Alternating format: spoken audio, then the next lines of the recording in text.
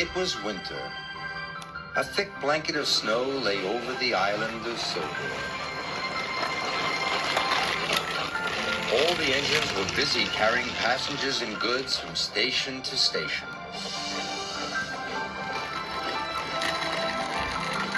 Sometimes they need to warn people they are coming.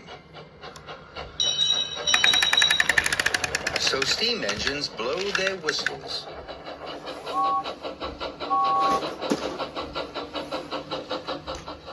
And diesel engines sound their electric horns. One day, Percy took some troublesome trucks to the smelter's yard. He whistled hello to Harry and Bert. But Harry and Bert laughed. "Call that a whistle?" mocked Bert. "Just listen to this. Diesels can do everything better than steamies," they sneered. "My whistle's as good as your horns," puffed Percy crossly. "Just you wait and see." Percy practiced loud whistling. He blew louder. And louder. And louder. At last, he was ready to surprise Harry and Bert.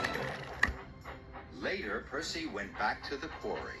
He rolled up behind Harry and Bert, took an extra big puff, and blew as loudly as he could. Harry and Bert were surprised. "I told you my whistle is as good as your silly old horns," laughed Percy. Now that he had a super loud whistle, Percy couldn't wait to use it again. When he saw Thomas in the sidings, he took a big puff and blew as loud as he could.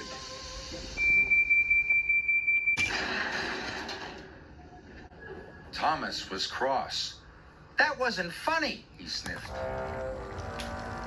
Percy didn't notice. He was too busy having fun.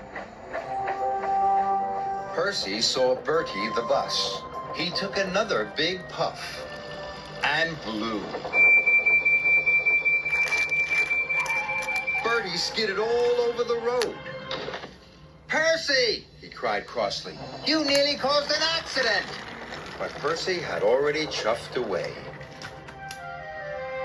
That evening, Thomas told Percy to stop surprising his friends. "You made Bertie skid across the road, and my freight cars got damaged," said Thomas. Percy was sorry. "I won't do it again," he wailed. "I promise." But the next day, Percy was bringing the milk train from the dairy.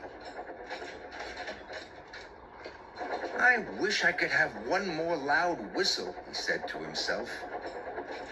He couldn't see any people or engines. But there was something else Percy couldn't see.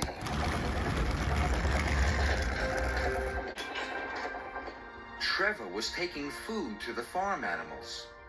With snow on the ground, they couldn't find any grass to eat. Percy took the biggest puff of all and blew. Trevor was so surprised his trailer bumped into a pile of logs. A log fell and rolled down the hill. Snow stuck to the log. It turned into a snowball. The snowball got bigger and bigger. Percy was enjoying himself until he saw the snowball. "Oh no!" cried Percy. "Oh no!"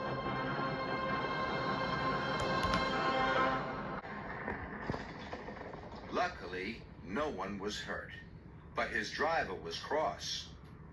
"Now I will have to go for help," he said. Percy waited in the cold. His funnel was freezing, and his axles were shivering. At last, Thomas arrived with Sir Topham Hatt.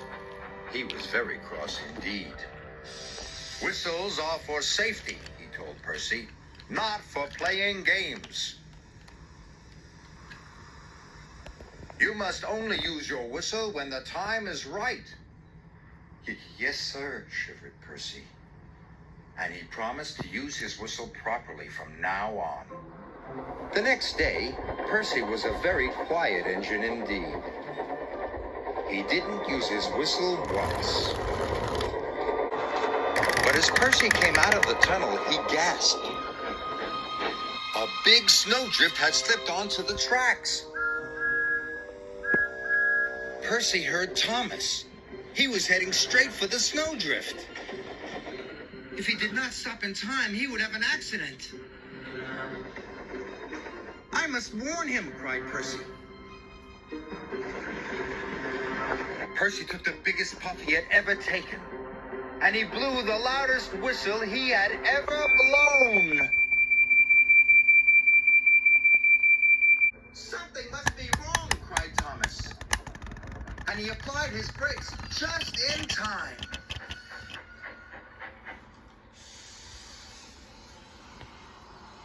Cinders and ashes, he gasped. Thank you, Percy.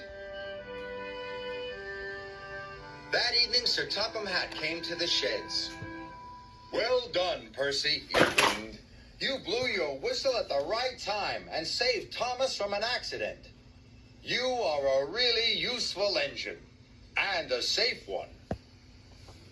Percy was so proud his firebox tingled.